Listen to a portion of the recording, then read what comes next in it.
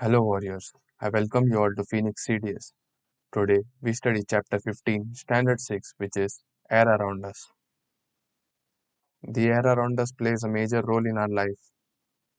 इस चैप्टर में हम पढ़ेंगे हवा में क्या क्या होता है, वो कैसा होता है, about the atmosphere and various other things.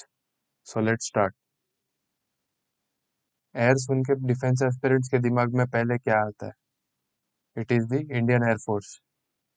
And उससे मुझे एक चीज याद आया कि in the world cup 2023 finals the Surya Kiran team of the Indian Air Force. They put up a spectacular air show. ये इमेज में जो देख सकते हो यही है हमारा Surya Kiran team. Even this image over here. Now we will see more about air. What is air? It is a mixture of gases. Air में कौन से गैसेस और कितने क्वांटिटी में होते हैं? The nitrogen is present 78%. उसके बाद आता है ऑक्सीजन which is 21%. इसके बाद क्या आएगा? The biggest mistake people make is उनको लगता है कार्बन डाइऑक्साइड, बट नहीं. नाइट्रोजन एंड ऑक्सीजन के बाद आता है आर्गन विच इज 0.93%. उसके बाद आता है CO2 which is 0.03%. Nitrogen and oxygen छोड़ के बाकी जो भी गैसेस है they add up to 1% of the composition of air. और एयर क्या होता है? ट्रांसपेरेंट. मूविंग एयर को हम बोलते हैं wind. It is important to know that air occupy space. ऐसा नहीं है कि दिखता नहीं है एंड फील नहीं होता तो it does not occupy space. It does occupy space. With the help of this image, we can understand that अगर एक empty bottle को लेके उल्टा करके पानी में डाल दिया जाए, so you will see the bubbles coming out of it. So जो bottle के अंदर क्या था? हवा था. एटमॉस्फेयर में हम जितना ऊपर जाते हैं हवा उतना कम होते जाता है. We do know that Earth is surrounded by a thin layer of air. ये जो पूरा mass of air है जो अर्थ को सराउंड करता है, it is known as the atmosphere. अब जो मास ऑफ एयर है उसको बोलते हैं एटमॉस्फेयर. ऐसे दूसरे भी स्फीयर्स है. Lithosphere is for solids. Hydrosphere as the name suggest hydro is for oceans. Biosphere is for living organisms. इसमें थर्मोस्फीयर और it is also known as ionosphere. अब बहुत लोगों को ये याद नहीं होता होगा. सिंपली याद रखना ऊपर से नीचे it is in alphabetical order. Exosphere, ionosphere, mesosphere, stratosphere, troposphere. अब इतना तो याद हो जाता है ना. एक्सोस्फीयर है, आयोनोस्फीयर है, मेसोस्फीयर है, स्ट्रेटोस्फीयर एंड ट्रोपोस्फीयर है. अगर ऑर्डर में कंफ्यूजन है तो याद रखना ऊपर से नीचे it is in alphabetical order. ये है हमारा अर्थ. सो हमने क्या देखा था? एटमॉस्फेयर में ऊपर से नीचे जो नेमिंग है वो अल्फाबेटिकल ऑर्डर में आता है. So first is E, exosphere. Next is I, ionosphere, जिसको और एक नाम है which is thermosphere.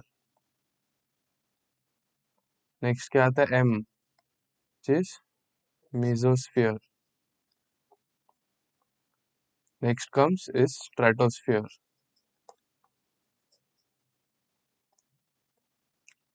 The last one is troposphere. So ऊपर से नीचे आता है अल्फाबेटिकल ऑर्डर्स में जो भी फर्स्ट लेटर है. अब ये जो अलग अलग स्फीयर्स है, कौन से स्फीयर में कौन आता है एंड उसका क्या फंक्शन है ये हम पढ़ेंगे. सो ये हमारा अर्थ, इसमें आते हैं हम लोग. And just about that in the troposphere जो भी वेदर चेंजेस होता है and cloud formation and basically life exists, उसके ऊपर आता है स्ट्रेटोस्फियर। स्ट्रेटोस्फियर में होता है दी ओजोन लेयर, एंड यही लेयर में एरोप्लेन्स फ्लाई करते हैं। स्ट्रेटोस्फियर में देर इज लीस्ट टर्बुलेंस, इसलिए aeroplane fly in this layer. Next क्या है, mesosphere. This layer is known as the coldest layer, और यही लेयर में जो स्पेस से अगर मीटियोर्स आता है, so the meteors burn in this layer. The ionosphere is hot, thermo से याद रख सकते हो, इट इज हॉट। एंड जो रेडियो वेव्स होता है वो ये लेयर में होता है। एंड एक्सोस्फियर यानी कि लास्ट लेयर में होता है सैटेलाइट्स। सो ये याद रखना कौन से लेयर में क्या प्रेजेंट होता है। एंड ऑल्सो इफ अगर नाम याद रहे एंड ऑर्डर याद नहीं, so remember from up to down it is in alphabetical order. Another principle we see is that the atmosphere is thinnest at the poles and thickest at the equator. अगर technically देखा जाए तो यहाँ पे बात हो रहा है ट्रोपोस्फियर का। It is thinnest at the poles, which is the North Pole and the South Pole. ये ऐसा क्यों है, ये तो आपको पता ही होगा कि पोल्स में एकदम ठंडा हवा होता है। So due to the cold air, the air contracts. The air contracts, hence it is thinner. And equator में सबसे ज्यादा धूप पड़ता है, सो वहां पे गर्म हवा होता है, so the air expands, hence it is thicker. हमने ऊपर देखा कि अर्थ के ऊपर के फर्स्ट लेयर पे लाइफ प्रेजेंट होता है। Life is present because there is O2 यानी कि oxygen. There is oxygen present in the troposphere which helps us in breathing and aerobic respiration. And stratosphere में, which is the layer above the troposphere, is present O3 और ozone. ये ozone सन के ultraviolet rays से जो radiation आता है उसको absorb कर लेता है। अगर ये O3 या ओजोन ट्रोपोस्फियर में आ गया, सो इट बिकम्स पॉइजनस और अ पोल्यूटेंट। सो जो स्ट्रेटोस्फियर में ओजोन होता है, अगर वो ट्रोपोस्फियर यानी कि नीचे के लेयर में आ गया, इट बिकम्स पॉइजनस, जहरीला हो जाता है वो। एटमॉस्फेयर में कौन से गैसेस होते हैं, ये मैंने तुम्हें ऊपर ही पढ़ा दिया।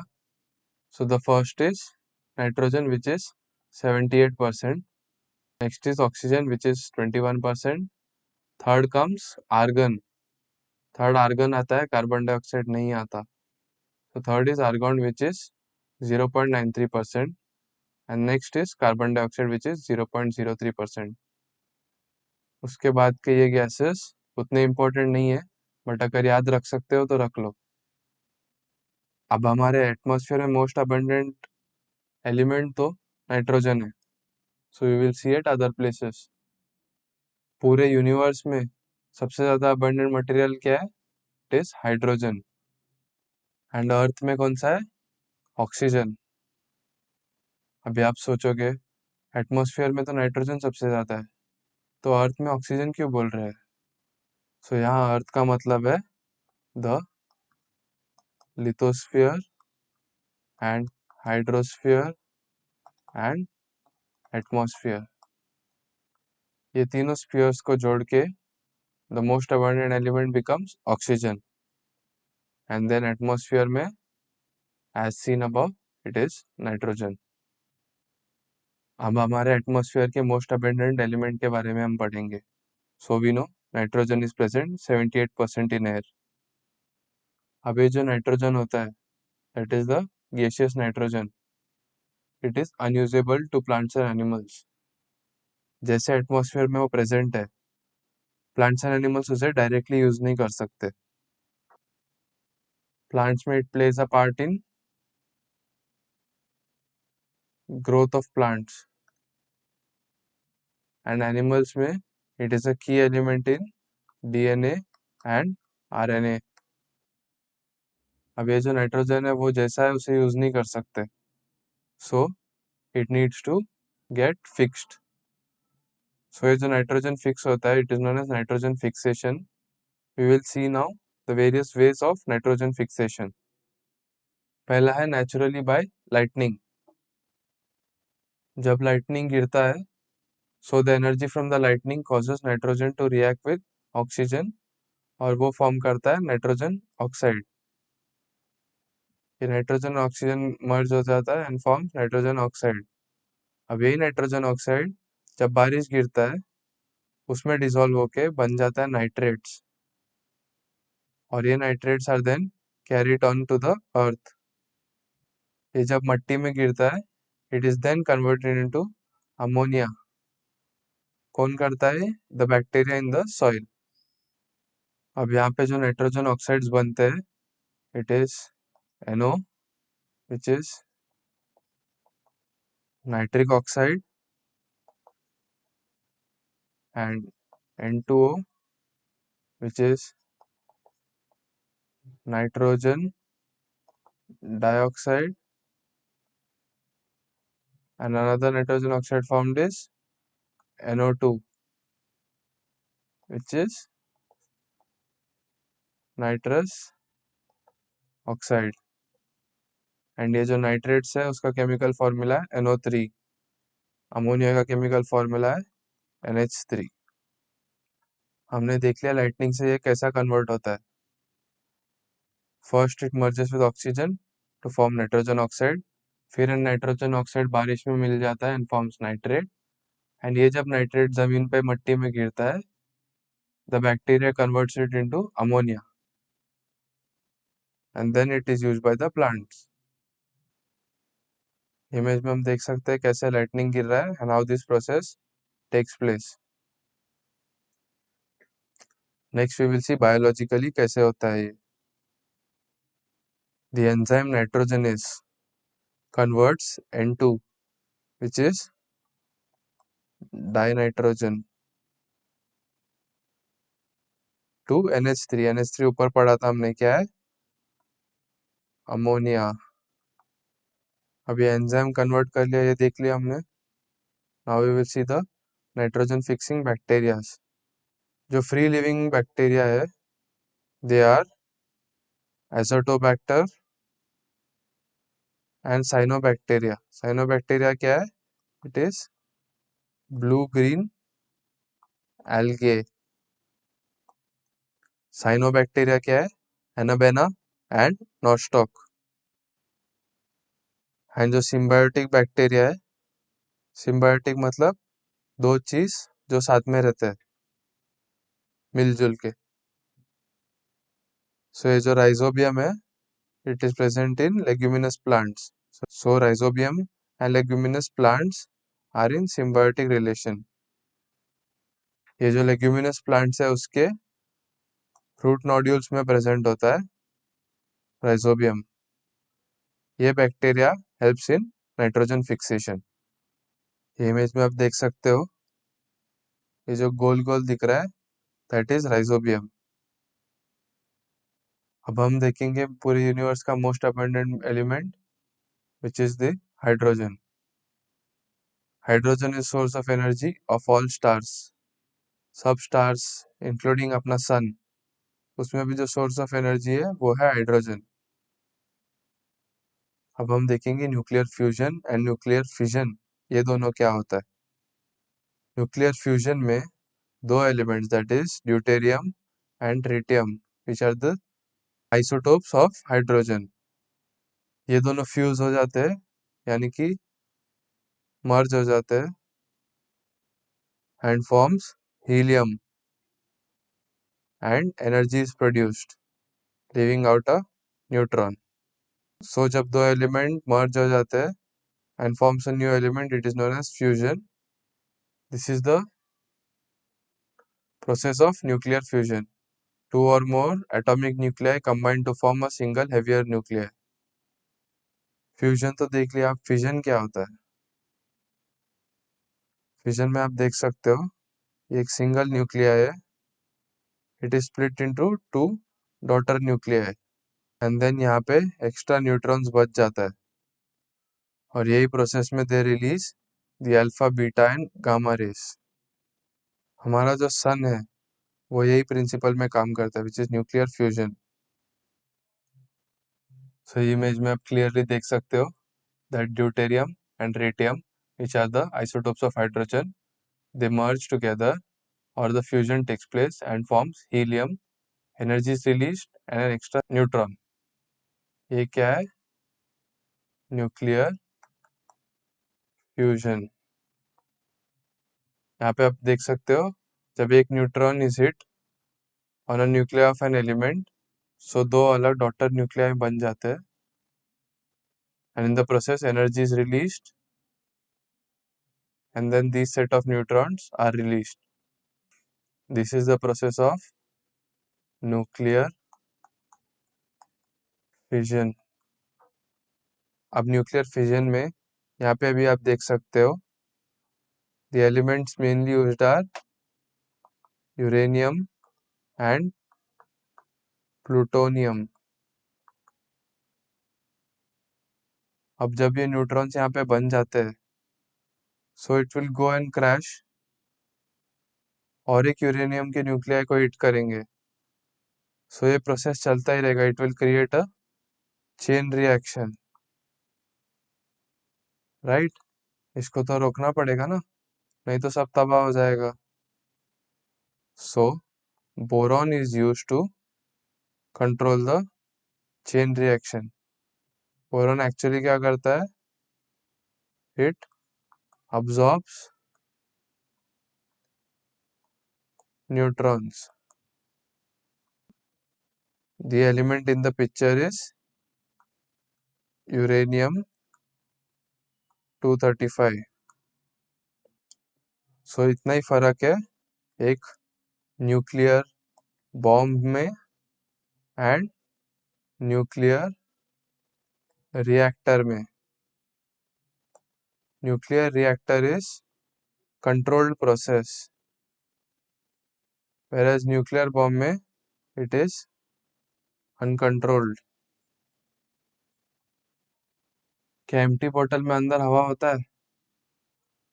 ऊपर एक एक्सपेरिमेंट और इमेज में हमने देखा था, जब एम्प्टी बोतल को उल्टा करके पानी में डालते हैं, so bubbles come out of it.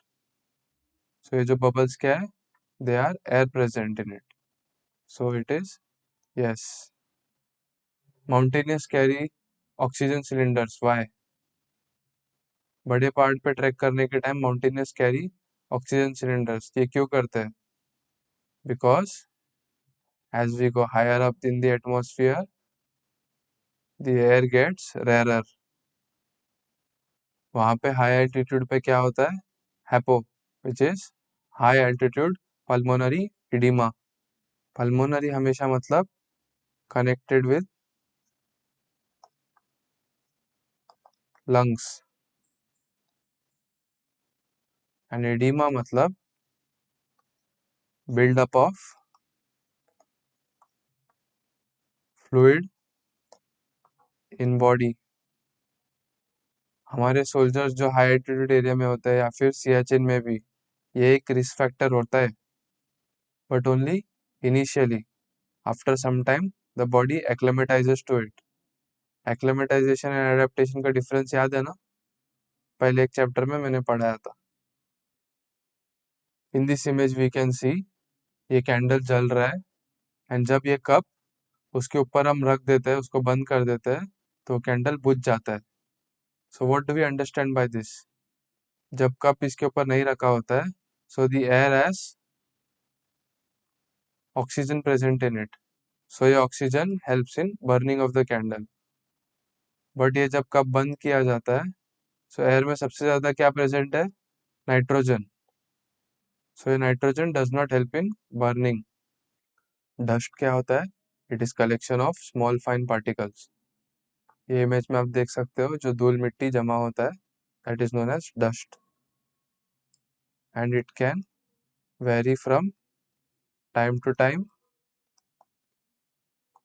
And place to place.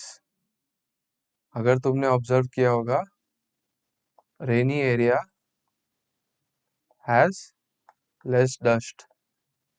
ये क्यों? बिकॉज जब बारिश गिरता है, the rain drops they collect and carry the dust particles to the ground, so हवा में ये डस्ट मूव नहीं होता। Plants and animals both consume oxygen and give out carbon dioxide. इसका मतलब क्या है? ये दोनों में रेस्पिरेशन होता है, बट प्लांट्स में रेस्पिरेशन के साथ और एक प्रोसेस होता है which is known as photosynthesis. ये प्रोसेस से हमें मिलता है ऑक्सीजन फ्रॉम प्लांट्स। सो जब यहाँ रेस्पिरेशन में जो वो ऑक्सीजन कंज्यूम करते हैं, उससे ज़्यादा वो यहाँ पे फोटोसिंथेसिस में ऑक्सीजन प्रोड्यूस करते हैं। मैंने चैप्टर 9 में डिटेल में एक्सप्लेन किया है how respiration, photosynthesis and transpiration happens in plants. अब जो हवा होता है वो हमें किस किस में हेल्प करता है? So air helps the wind mills to rotate, and ये जो यॉट होता है, इसको पानी में सेल करने के लिए the air strikes the piece over here and then the yacht moves in that direction. Aeroplanes को फ्लाई करने के लिए एंड पैराशूट को हवा में ग्लाइड करने के लिए एयर हेल्प करता है। पैराशूट देखते ही हमें याद आता है पैरा स्पेशल फोर्सेस।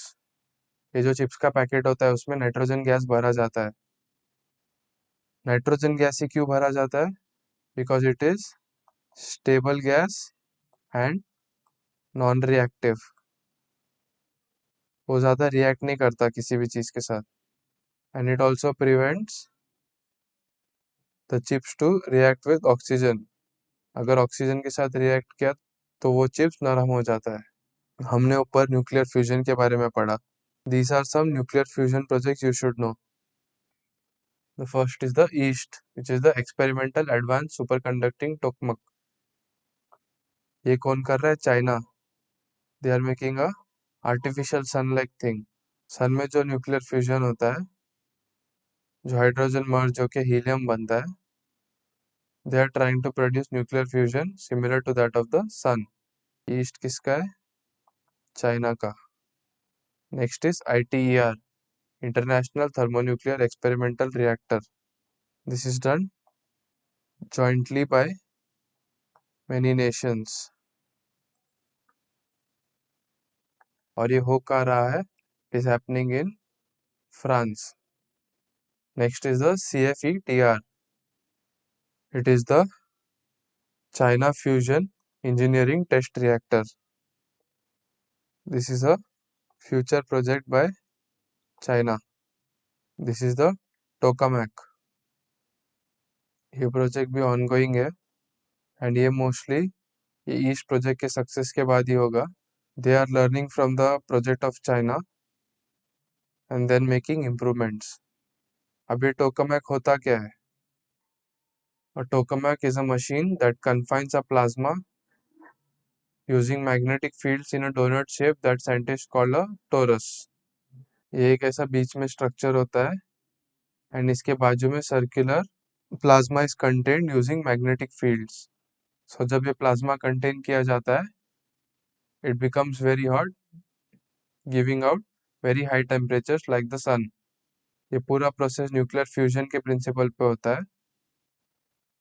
ये चैप्टर में हमने पढ़ा एयर, उसका कॉन्स्टिट्यूएंट्स, हमारे एटमॉस्फेयर के बारे में, the various layers of the atmosphere and उनमें क्या प्रेजेंट होता है. We learned about nuclear fusion and nuclear fission, the most abundant elements in universe, earth and atmosphere.